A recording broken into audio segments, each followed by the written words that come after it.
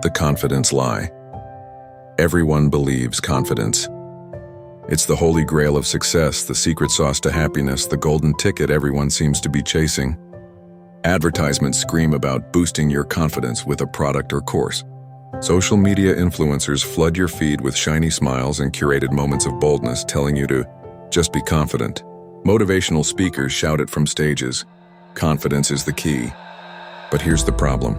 This whole narrative is a lie. It's a half-truth wrapped in shiny packaging designed to sell you hope, and sometimes disappointment.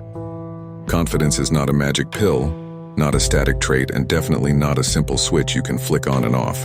The brutal truth no one tells you is that confidence is complex, fragile, messy, and often feels elusive. It's not about looking perfect or never doubting yourself. Instead, it's about wrestling with your fears, falling down repeatedly, and somehow getting up anyway. This essay is not a feel-good pep talk. It's an unfiltered look at what confidence really is, how it works, and why most of the advice you've heard might be steering you wrong. If you want to learn the uncomfortable realities and start building genuine confidence, then buckle up. This ride won't be easy, but it will be worth it. Part 1. Confidence is not who you are, it's what you do. The biggest misconception about confidence is that it's a personality trait, that some people just have it and others don't. You hear phrases like he's confident or she's just not confident, as if it's something you're born with or without.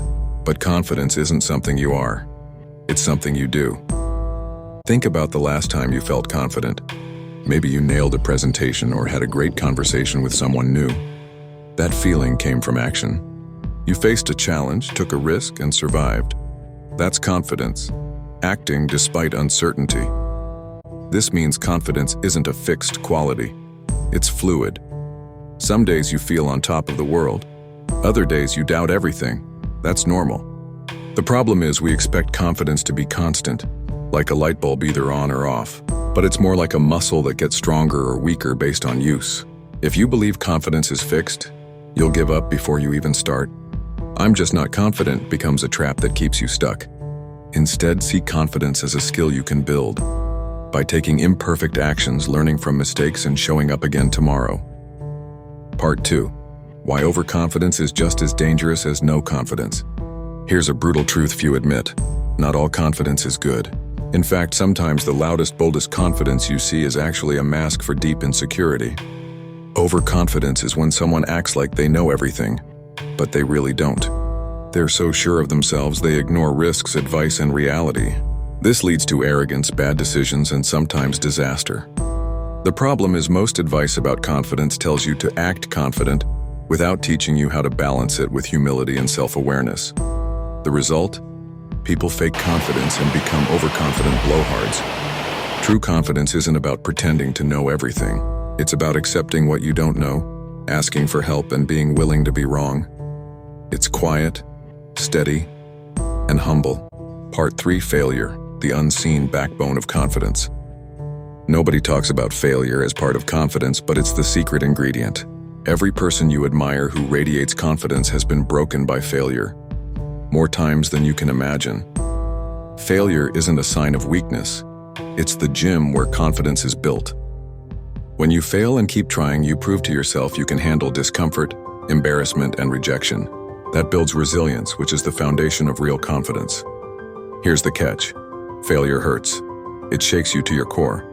Most people want to avoid that pain, so they stay safe and never grow. But confidence requires you to walk through the fire. Part 4. The paradox of trying too hard. There's a paradox in confidence. The more you try to be confident, the less confident you become. Why? Because focusing on being confident puts pressure on you to perform, to fake it, to hide your flaws. That creates anxiety, self-consciousness, and fear, the exact opposite of confidence. Confidence doesn't come from obsessing over yourself. It comes from focusing on something outside of you, a goal, a mission, a passion. When you're fully engaged in doing what matters, confidence shows up naturally. Part 5. Vulnerability, the hidden strength. Contrary to popular belief, vulnerability isn't weakness. It's the birthplace of courage and confidence. Being vulnerable means showing your true self, flaws, fears, doubts, without armor. It means risking rejection or failure and still standing tall. Vulnerable people take risks, ask for help, admit mistakes, and connect authentically. These actions build trust and with yourself and others, and fuel genuine confidence. Part 6. The loneliness of confidence. Gaining confidence often means standing apart from the crowd. When you stop seeking approval and start owning your truth, some people will push back. Confidence can be lonely. You might lose friends who don't support your growth or feel isolated because you no longer fit in. This loneliness isn't a bug, it's a feature. It's part of breaking old patterns and stepping into your power. Part 7. Practical steps to build real confidence. Building genuine confidence is hard work. There are no shortcuts. But here are actionable steps. Accept discomfort.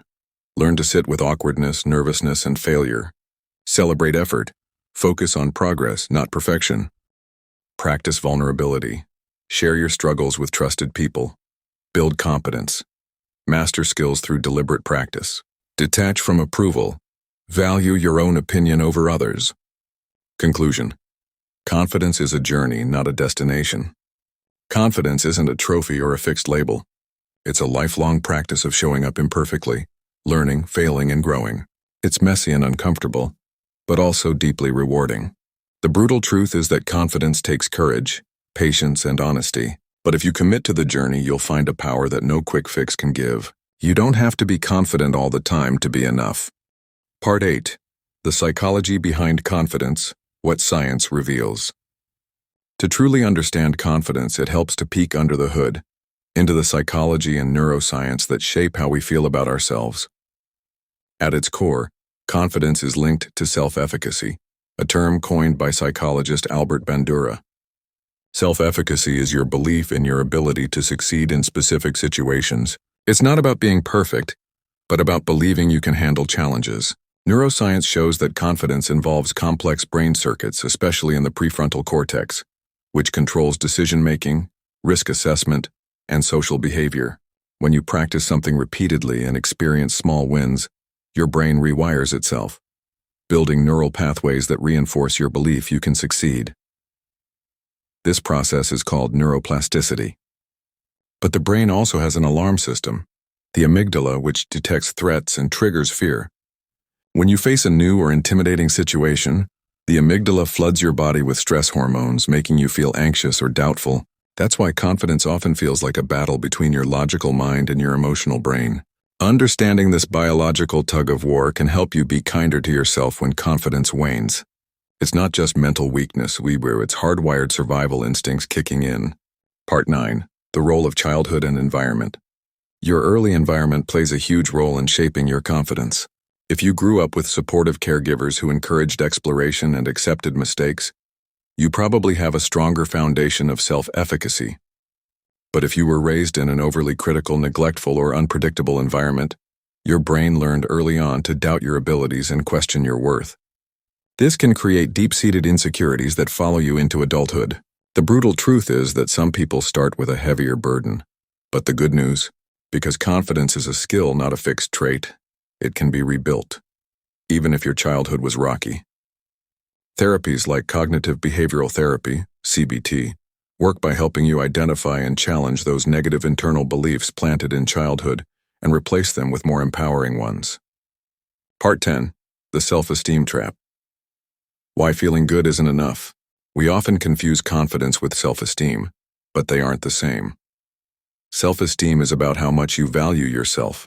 Confidence is about how much you believe you can do. You can have high self-esteem, thinking you're a great person, but still feel anxious or unprepared in certain situations. Conversely, you might be highly skilled and confident in your craft but struggle with low self-esteem, feeling unworthy or insecure in relationships. The self-esteem movement promised that feeling good about yourself would solve all problems. But science shows that self-esteem alone is not enough to create lasting confidence. You also need competence, resilience, and emotional regulation.